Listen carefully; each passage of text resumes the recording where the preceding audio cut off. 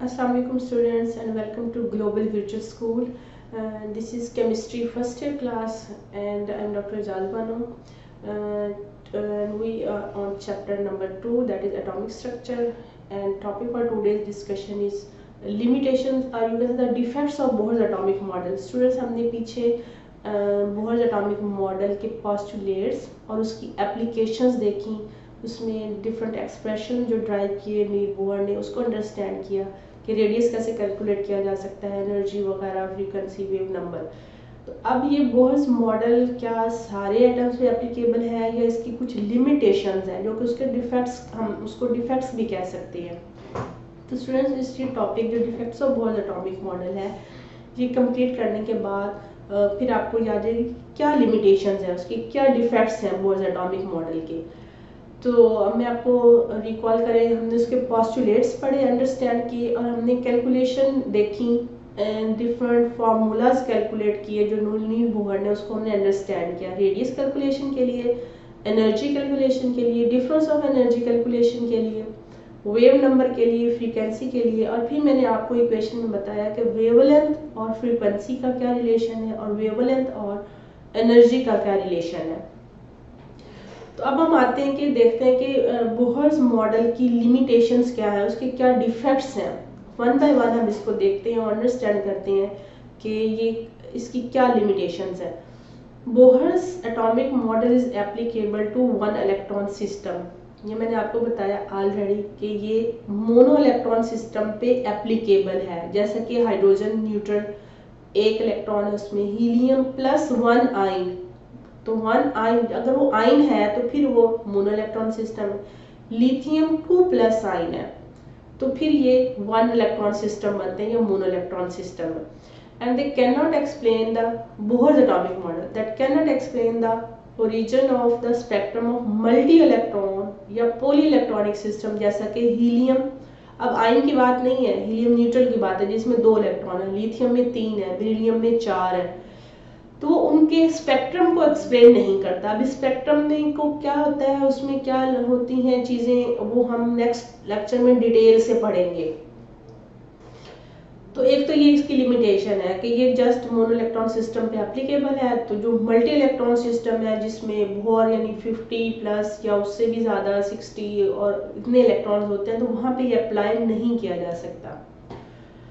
Second है इसका defect जो है कि when a spectrum of hydrogen gas is seen, कि हाइड्रोजन गैस ली, उसका एक स्पेक्ट्रम डेवलप करते हैं through a powerful spectrometer. Spectrum basically एक विजुअल डिस्प्ले होता है कि जब देखें इलेक्ट्रॉन हायर से लोअर में आते हैं, एनर्जी एमिट करते हैं, उस एनर्जी को जो एमिट रेडिएशन हो रही है हायर स्पेक्ट्रोमीटर में देखा जाता है, तो उसकी फर्दर वो बहुत सी लाइनों का कॉम्बिनेशन होता है।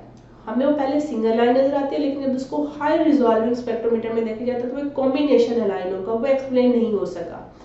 So when a spectrum of hydrogen gas is seen through a powerful spectrometer, the origin of spectral lines are replaced by several very fine lines, multiple structures, fine lines, बहुत सारी fine lines, छोटी छोटी lines आती हैं, यानी एक line combination होता है एक से ज्यादा लाइनों का।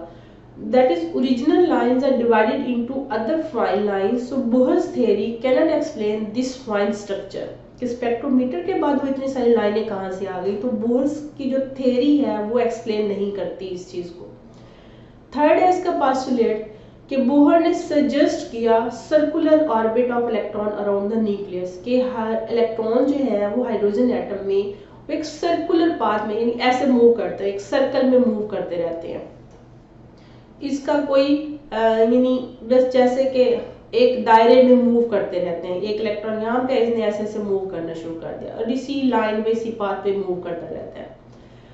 लेकिन रियल में क्या है कि जो बाद में ये प्रूव हुआ है कि motion of electron is not in single path, यानी कि कोई एक रोड बनी है जिस पे मूव कर रहा है, but it takes its motion takes place in 3 dimensional space, कि वो स्पेस में इलेक्ट्रॉन 3 डायमेंशनली इस तरीके से मूव कर सकता है। ये एक न्यूक्लियस है, इलेक्ट्रॉन की ये ऐसे भी मूवमेंट हो सकती है, ये ऐसे भी मूव कर सकता है, ऐसे भी मूव कर सकता है, यानी वो किसी भी डायरेक्शन में 3 डायमेंशनली वो मूव करता है X Y and Z axis पे, सिर्फ एक ही पाथ सर्कुलर पाथ नहीं है।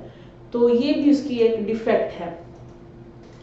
फोर्थ वन डिफेक्ट बड़ा इंपॉर्टेंट है, वो भी उसी तरह स्पेक्ट्रल लाइन से रेलिवेंट है कि Bohr's theory can not explain the effect of magnetic और electric field on hydrogen spectrum. जब हाइड्रोजन का स्पेक्ट्रम लिया और उसको इलेक्ट्रिक फील्ड अप्लाई करते हैं और मैग्नेटिक फील्ड अप्लाई करते हैं तो फिर क्या होता है, उन इफेक्ट्स को हम कहते हैं जी मैन इफेक्ट, कि when magnetic field is applied then the spectral line further split हो जाती हैं फर्दर फाइन लाइंस पे।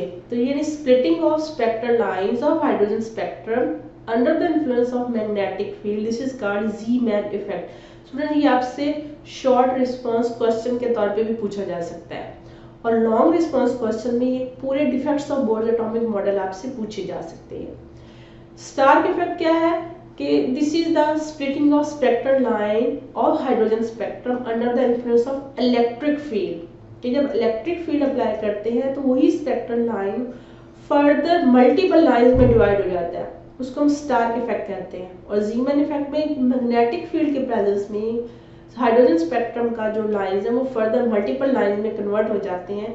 तो ये जो जीमैन इफेक्ट और स्टार्क इफेक्ट है this was not explain by Bohr's atomic model.